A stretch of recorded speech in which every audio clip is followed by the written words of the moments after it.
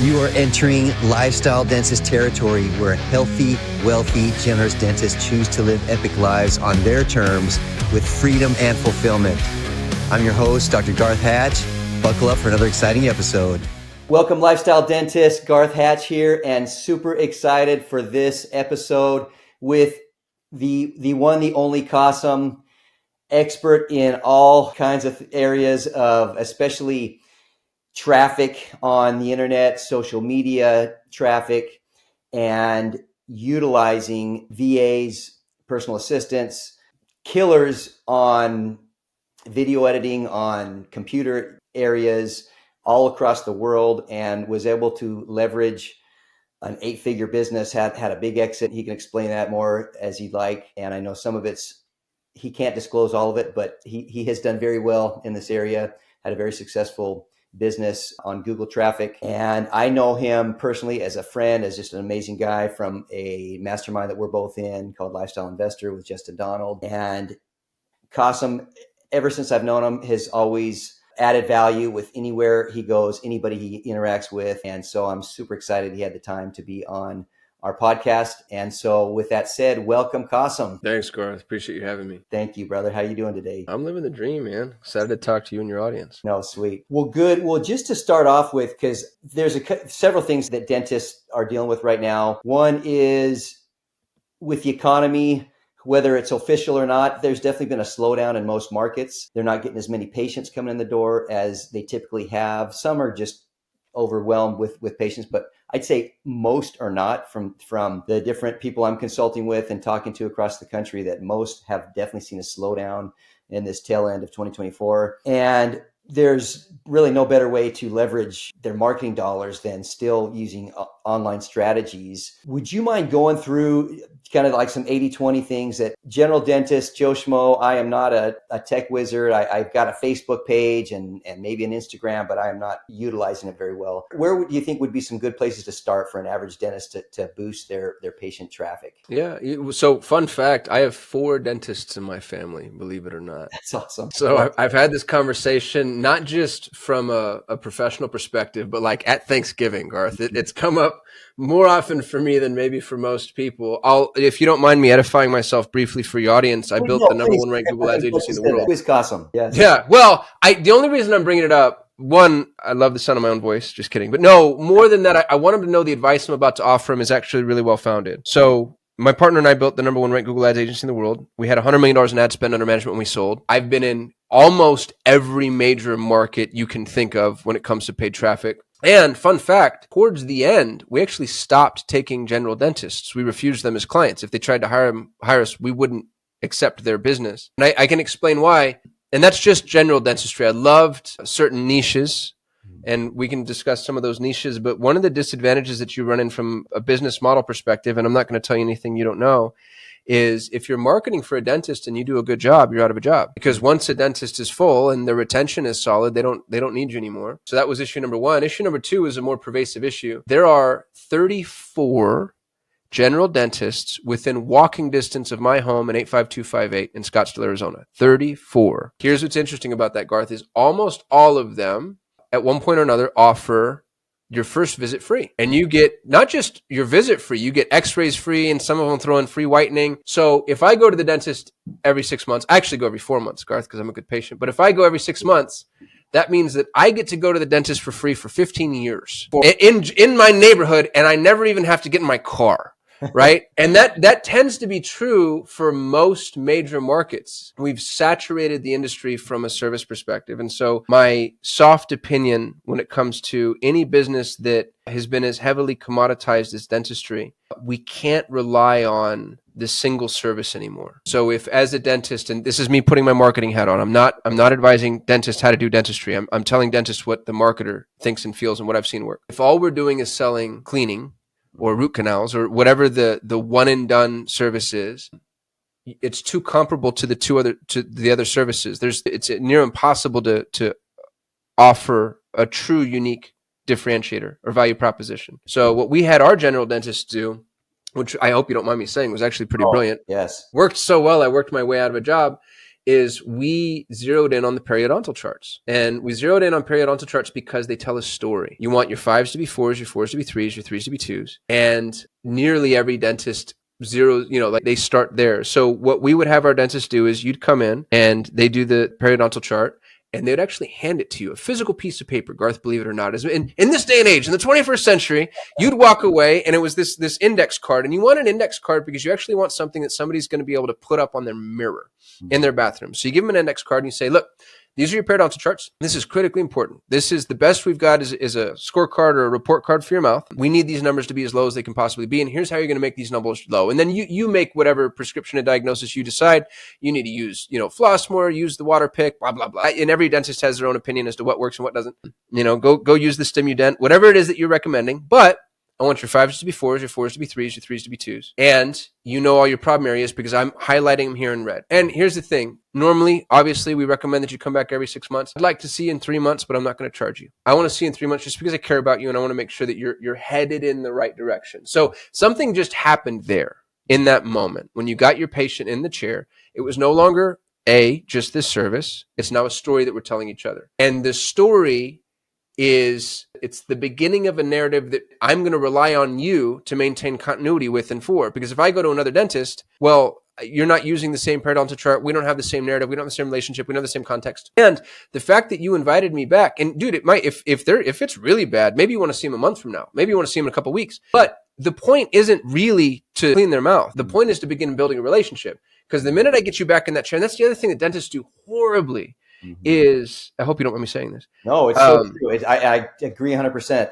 Keep going. Okay. Dentist, if you're trying to turn seats too quickly, it's penny wise and pound foolish. There's nothing worse as a patient than sitting there waiting to see the dentist, and you've seen the hygienist and you've walked through the whole thing and you've had, the hour and a half between the waiting room and the actual service. And then you have this frantic, stretched way too thin, trying desperately to get as many patients as he possibly can before lunchtime. Dentist swing in, do a quick cursory, not even ask your name, and then pat you on the shoulder and say, good job, Bob, and now I'm out of here. If you take a fraction of a minute, sit them up, by the way, so that they're not lying back, because you can't build a relationship with a human being when they're lying down, with their mouth pried open. Sit them up, look them in the eye, sit down and just be like, hey, just want to get, talk to me a little bit about whatever do you think is important as a dentist. Talk to me about your diet, talk to me about your lifestyle, talk to me about your, begin to build that relationship. Tell them, I want to see you in whenever it is you want to see. Schedule the next event. Schedule it with them. And this is the thing that I think, again, I'm overstepping my bounds, but these are really helpful little nits.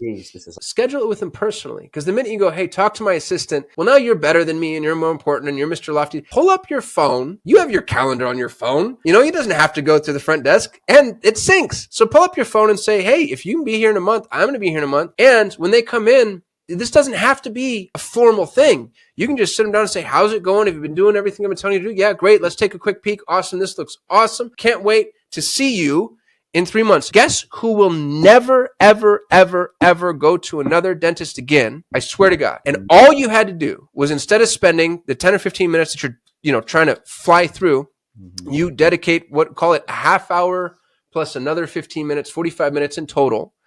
So 30 minutes of your time buys you better retention than any practice will ever have. And they're going to bring their spouse, and they're going to bring their kids, and they're going to bring their mom, and they're going to bring because, oh my goodness, this person actually took some time with me. They treated me like a real life human being. They didn't try to, that's the other thing that just pisses me off with dentistry is the minute I'm in the chair, they're like, oh goodness, you're going to need 15 of these drills, and this needs to be the, and you will need a cap, and if you thought about all on 4 and also whitening, it's just this, I'm in the chair, and I'm a marketer, so I see through it maybe more than most. But everybody feels like a prey animal. It's like, how many ascension opportunities can I nail you for? And you've got the hygienist obviously incentivized. This gal's now on commission because she's saying, well, I'm going to have to recommend that you buy the, super upgraded plan. And it's not, I'm not telling you it's bad to do that. I'm a business person. Let's make all the money we can make. Build the relationship first. When you try to make withdrawals when no deposits have been made, you're just gonna, even if you get that customer, long term, even if you get that customer, you're going to get them once, they're going to be pissed. And now you have reputation management issues, you have retention issues. It's so hard, it's so expensive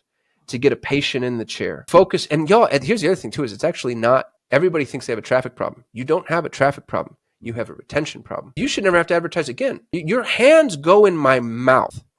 You know what I mean? This is an intimate relationship. This is not, you're not changing my oil. Yeah. You know, and dentistry too, for the patients that understand how important it is. I think your dentist is more important than your GP. Mm-hmm. So if you spend just enough time to make me feel like you care and like I'm a human, and then you give me this periodontal chart, and to continue the story with the periodontal chart, by the way, every single time I come back, you have a copy of my old chart.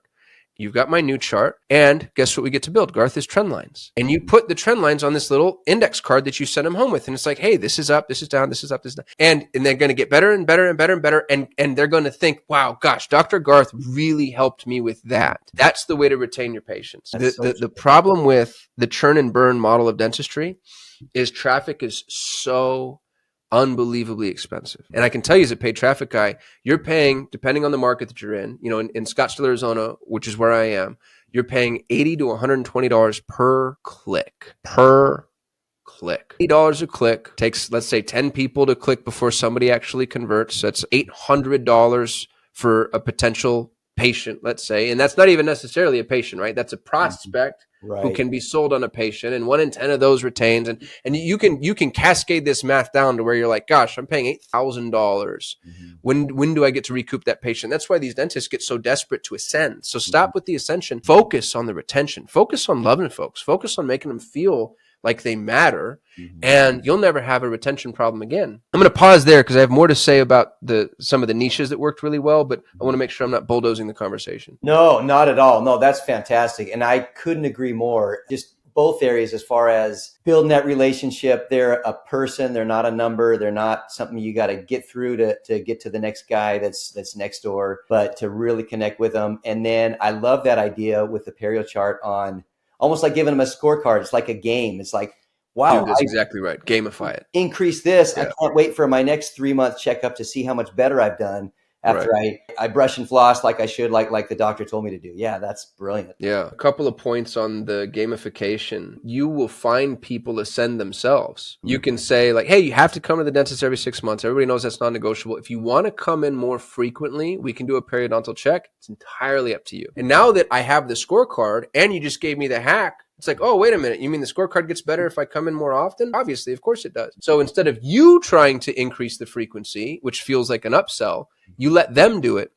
And you do it. What I really like about this, you need an enemy. You need a bad guy. And if you're sitting there telling me, oh man, your gums are bad, you need to floss more. Well, you're the bad guy. But if you hold up this little index card next to you, and you put your arm around me and you're like, oh gosh, do you see that? Now both of us are on the same team, and it's this 4x6 index card that's the bad guy. You're like, screw that guy. How dare he say I'm a 4? Like, you know what I mean? And I know it sounds so simplistic, but I promise you there's something about it that is critically important. There's this neuroassociative condition we all have when it comes to villainizing the entity from whom the bad news is coming. And if you're all by yourself saying, you know, shaking your finger like, oh, you better floss more, well, you're not my bad guy. But if you're my friend and you're showing me the bad guy and you're like, hey, you and I, buddy, we're in this together, we're in the trenches together, and we're going to take this out. I'm as upset about this as you are. There's just, again, so that's the gamification. I've probably beat that drum to death. And if it's not periodontal charts, find the story, find the reason that they need to come back and that you get the opportunity to build a relationship with them. God forbid you call and check up on them. God forbid that on your drive home, you just call, 3-4 patients a day. Nobody answers their phone, Garth. Nobody in the world answers their phone, especially from numbers they don't know. So you call and just say, hey, it's Dr. Garth calling. You're in the office a couple of days.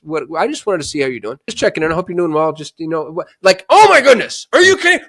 Bro, people would talk about that at dinner. You would not believe what I got a voicemail from, or if you don't want to do voice messages, send him a voice text. Hey, Dr. Garth, just checking in on you. How are the kids? I noticed little Sally lost her 2 front teeth. She looks so cute. My goodness. Don't forget that she really need to watch. Like, whatever it is. Right, just checking in on you. Just loving you. You will blow people's freaking mind. So that's my general dentistry tip. I won't take general dentists as clients just because it is a tough business to be in. And man, just stop giving shit away for free. I'll tell you. It's a snake eating its own tail. It's the Groupon model. That's not what the high value, high end patients want anyway. So go find other things that resonate from a messaging perspective. And it tends to be that it's long-term care. It's, the people over sales. To pivot on you real quick, where you can make some money with paid traffic is implants. Dude, the all on fours. We had a Dr. Ginger Price here in Phoenix, Arizona. She invented coconut toothpaste. Fun story. Oh, wow. She invented coconut toothpaste, sold her practice. So she's got Dr. Ginger's coconut toothpaste. It's in like every grocery store now. She's made a mint. But before that, she was doing these dental implants. And the average implant, she's in a high net worth area too. So the average all on four procedure, I think, was anywhere between 40 and 60 grand, depending on what was involved. And it was costing us about $2 grand in total to gen up these leads. $2 grand for a patient, not $2 grand for a lead. So there are, if you don't mind going out on the periphery, and by the way, you might not be a dental surgeon, that's okay. Go hire one. Go get your hooks into one. You own the practice. Yeah. Be the entrepreneur. You don't have to be the technician. Dental implants work really well. The thing that worked the best in terms of lead acquisition, and I know everybody knows this already, but I'll just repeat it. It wasn't cleaning, it was whitening. Get somebody in the door. Now here's somebody who cares about their smile,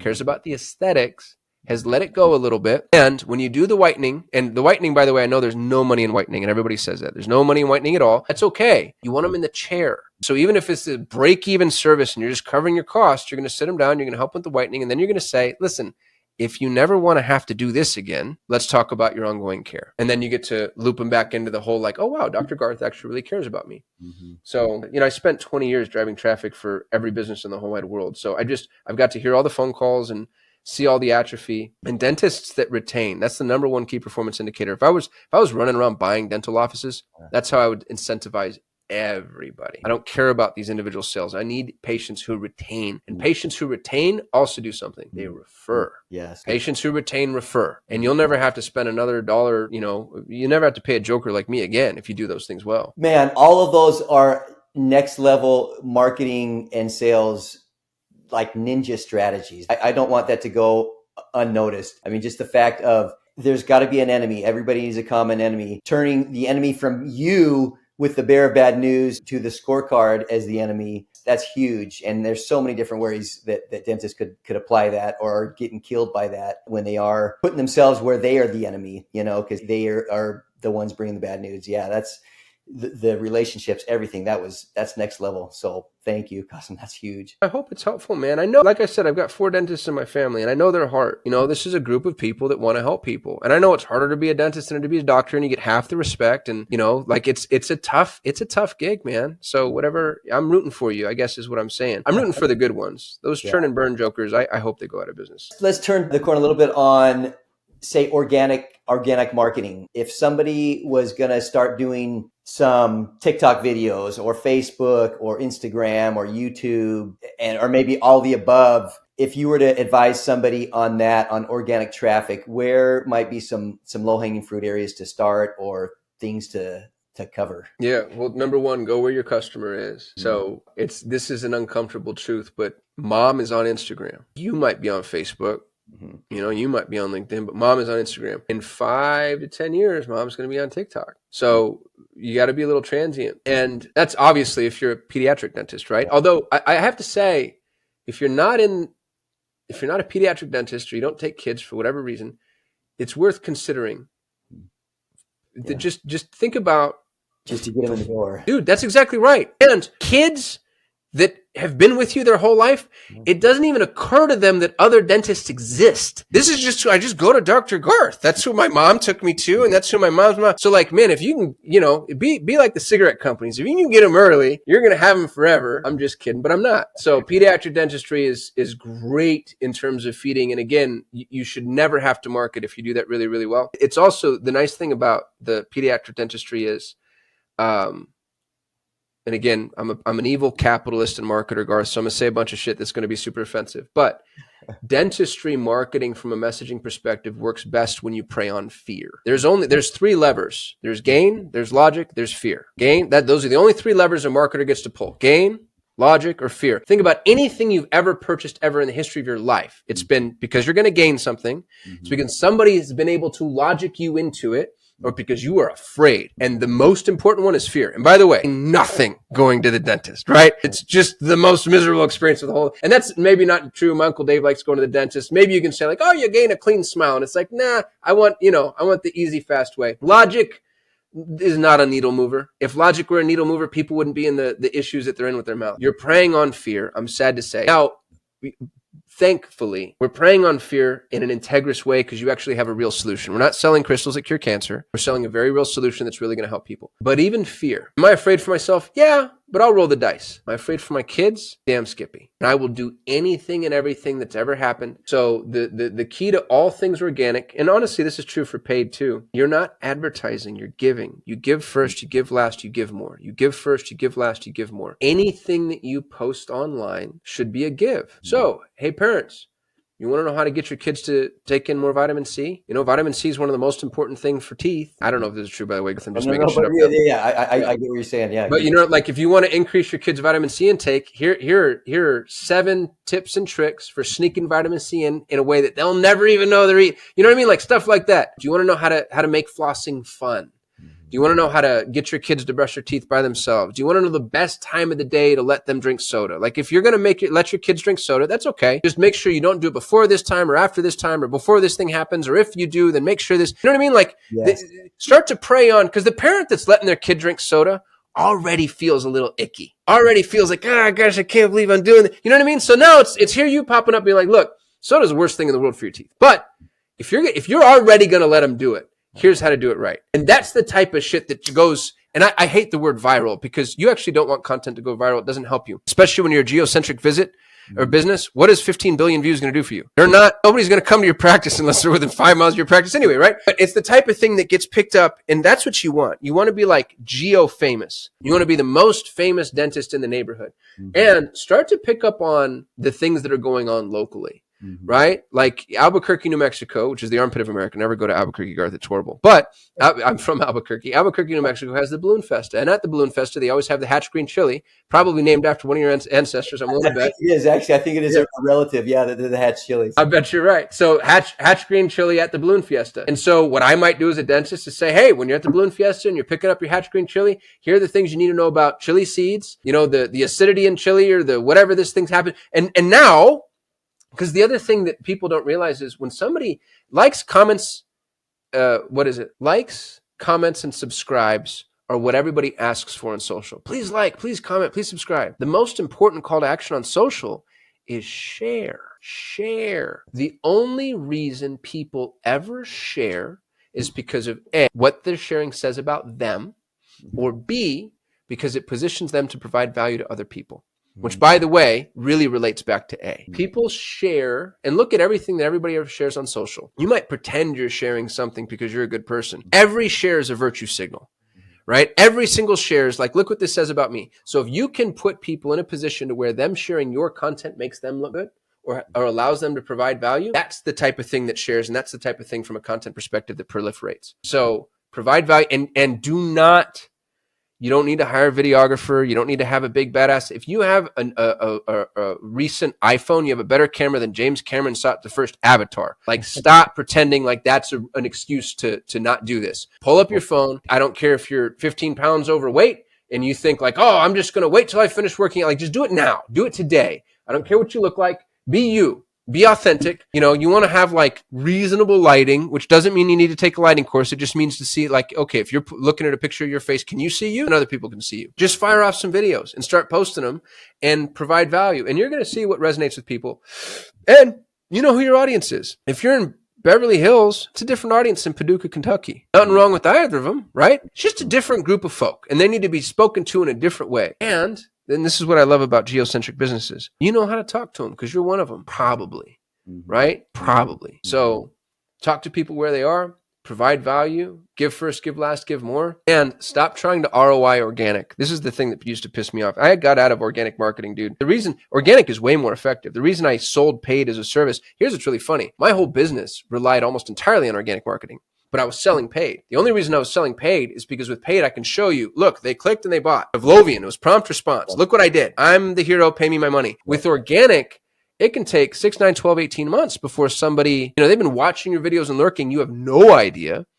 And then a year and a half later, they come in. And most business people, and I'm using that in air quotes because people that think they're business but don't really understand the long fuse required in real marketing. Most business people aren't willing to accept that. They look at their ad spend this month and they're like, all right, I spent 10 grand this month. What did I get this month? And it's like, well, the 10 grand you spent this month, that's attributable a year and a half from now. That's the equity that you're building. That's building a brand. And a practice, by the way, more than many businesses, is a brand. If you're not really focusing on the brand that is your practice, you're doing yourself you're just another Me Too dental office. You might as well be Perfect Teeth.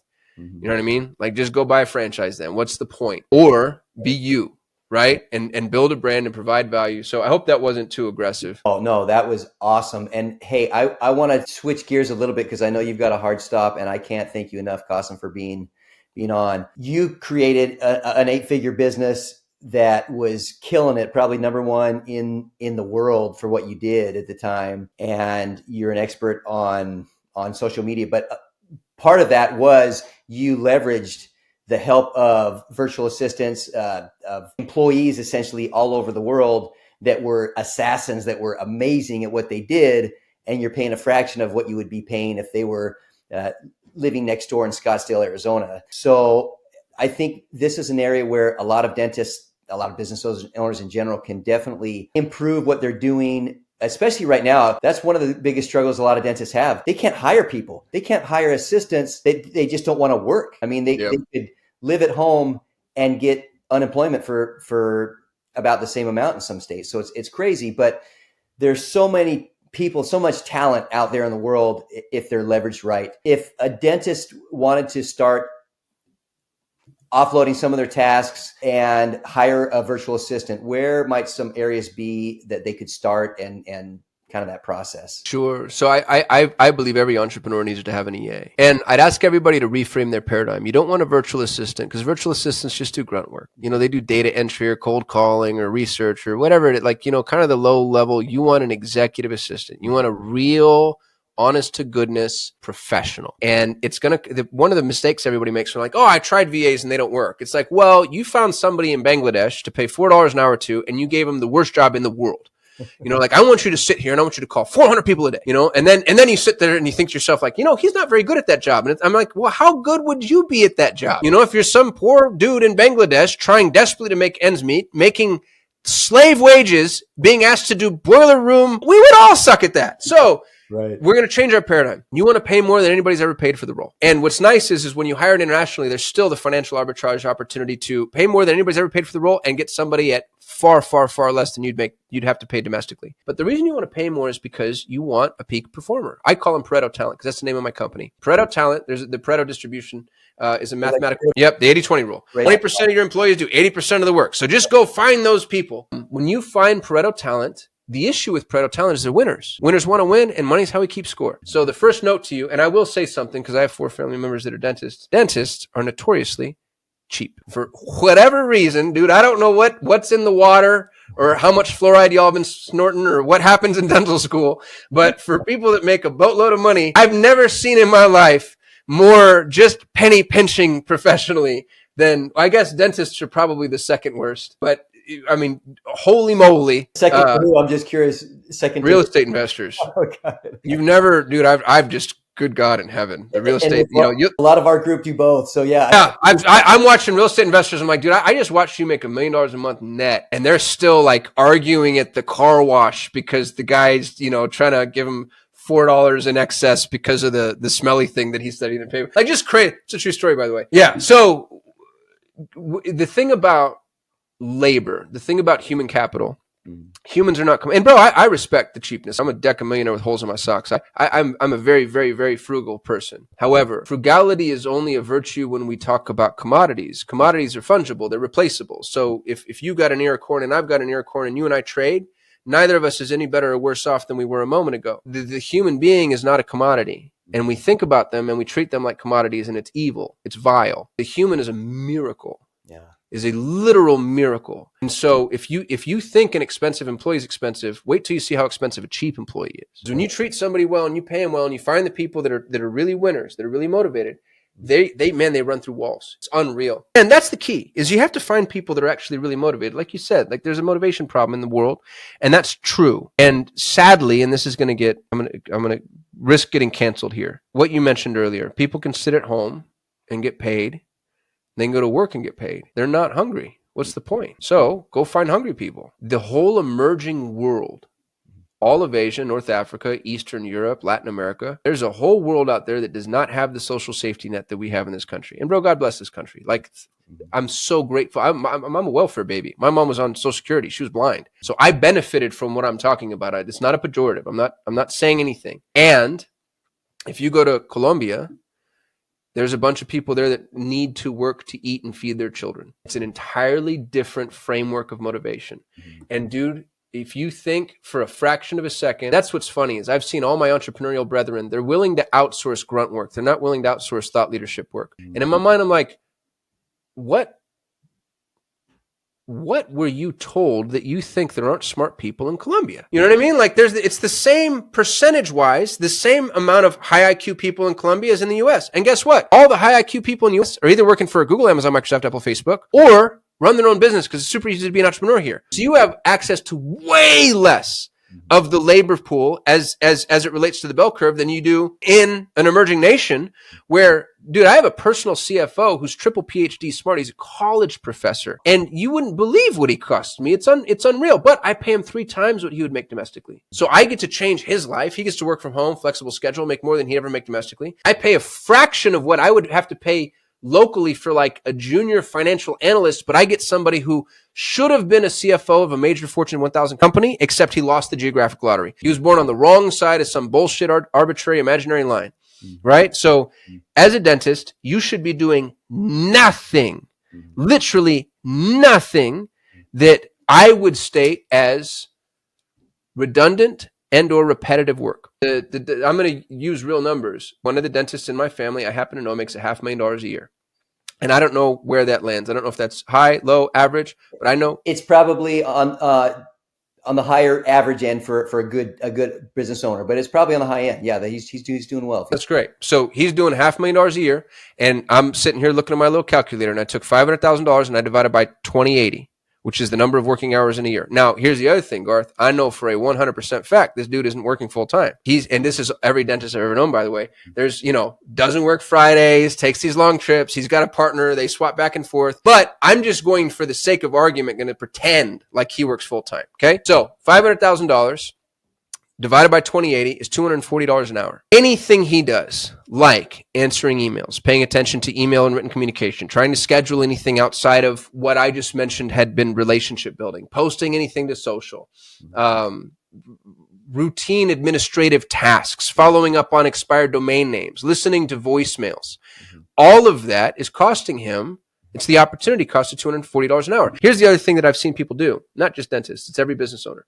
If they hire an EA, and your EA is probably a good one, it's going to cost you $20 an hour. They hire an EA and they send the EA a task, and it takes the EA 4 hours to do this task, whatever it is. And the business owner says to themselves, well, gosh, I can do that in 30 minutes. That's inefficient. It takes them 4 hours, and not because they're stupid, they're new and they're not used to it. And I'm so much smarter than the whole rest of the world and whatever. So I'm 8 times more efficient than this EA. And I want to say, hold on, bucko. $20 an hour times 4 is $80. You're still $240 an hour. This arbitrage still works massively. And guess what? On a long enough timeline, they're going to get better at it than you at almost quite literally everything. And you're going to end up putting yourself in a position to really leverage and scale what you're amazing at. So every entrepreneur, every business owner, and then especially people like dentists, dude, because what a leverageable skill. I mean, you spent 40 years in school. Holy shit. And you spent all this money to go learn how to do this thing. Why would you ever do anything other than that thing that makes you all that money? You know what I mean? Like, stop doing anything that's on the periphery. You shouldn't be opening your own mail. You should just be loving on patients, man. Just go love on patients, because that's where you make all your money. And it's the assistants. I think you should have an in-person assistant. I know it's harder. I think you should have an executive assistant who's virtual somewhere in the rest of the world. I like Latin America. So if you're a dentist and you're looking for an assistant, here's why I like Latin America. English proficiency is strong. There's a lot of cultural alignment. They're on our time zone, generally speaking. So there's not a huge, asking somebody in the Philippines to work a graveyard shift with such a family-focused culture is hard. They're a Christian country, which is relevant because their holidays align with ours.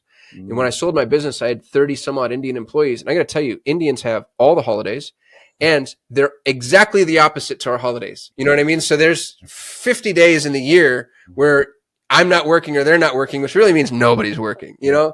So when you go to Latin America, they watch our movies, they listen to our music, and this will get mildly racist. We'll see how much of this I get away with, Garth. If I put, my father's Pakistani, So my father has he's not a very thick accent, but he has an accent. If I put my mildly conservative client on the phone with my dad's accent it does not have a positive neural association, right? And not because people are racist. That's not it at all. It's because of call centers. It's because you've had so many people from India and Pakistan calling you and annoying the shit out of you that now you're kind of like, even if I don't realize it subconsciously, I'm not as accessible to this accent. The Latin accent is your neighbor. Everybody in the continental United States has heard it, understands it, and it's not going to be anywhere near as repellent as some of the more Eastern accents. And you can disagree with what I just said, and I'll tell you that, to the listener, not you, Garth, but you're wrong. Those are things that matter. And if we want to play like Woke Crusader, fine, go play Woke Crusader. I want to make money. So I'm going to take in some of the factors that just, happen to make sense. I like Argentina, although the Argentinian economy is exploding right now, which doesn't help from a financial arbitrage perspective. I like Colombia. I'm going to crack the code on Venezuela, Bolivia, Brazil, Costa Rica, although Costa Ricans are a little more expensive because there's so many expats over there. But dude, Mexico, one of my best employees ever came out of Mexico. So going to Latin America, you pay $20 an hour or less. You might be able to get somebody depending on how you're advertising for yourself. And you get somebody that here in the States, I can't even compare what they would be making because they just wouldn't be working for you. They'd be working for Amazon, making $400,000 a year in full bennies and, getting in conference rooms with high rises and $12 croissants, so it's kind of sad that this is possible, but it is. And not to do too much virtue signaling, but dude, the impact you get to have on people's life is amazing. I mean, imagine paying somebody 3 to 5 times what they'd make domestically. You change lives. You change lives. So anyway, that's my sales pitch. We staff EAs. I'm pretty selective in terms of who we staff with, just because I have less inventory than I have demand. But that said, we just graduated 50 people, so I've got a bunch of people to place. If you're listening to this and you want an EA, go to ParettoTalent.com. Would love to help you, and you don't have to use me. I'm not the gatekeeper to Latin America. You know what I mean? There's a bunch of really smart people, and they're pretty easy to find. The pro tip I'll give you is, if you're hiring and you want to do it yourself, go to LinkedIn. There's like a Catholic mandate or something. All Latin Americans are on LinkedIn. I don't know why. And they're pretty accessible. So you probably have to kiss some frogs, but man, I think an executive assistant is the smartest thing you can do for yourself. That's awesome. Hey, I cannot thank you enough, Kasim. And you are known as Kasim, just like Oprah, and man, you dropped some golden nuggets. So thank you so much. Lots to digest, and everybody listen, you're probably gonna have to listen again. Can you say that one more time? Your business name. People want to learn more about what you're doing. Yeah, it's Pareto Talent, Pareto, ParetoTalent.com. And we only staff for executive assistants. We're new. I think we opened 6 months ago. We've staffed. We won't even be at 100 people by the end of this year. So if that talks you out of working with us, that's probably pretty good, because we're still kind of figuring out who we are, what we're doing. And yet I've been hiring internationally for 20 years. So I've got the model down in terms of the delivery, but I've never been a recruiting agency before. So I'm learning how to have those conversations, how to manage those clients. And that's been fun so far. It's been really rewarding. Hey, just to be in your realm of influence, Kasim, is well worth the investment. So yeah, no, seriously. Thank you so much, my friend. I can't thank you enough. Love to get you on another time too, when you don't have a hard stop, because you drop the bombs, man. So can't thank you enough. Thank you so much, Kasim. And yeah, best wishes to everybody, and we'll talk to y'all soon. Thanks, y'all. Appreciate you listening. Thanks, Kasim. Take care, man.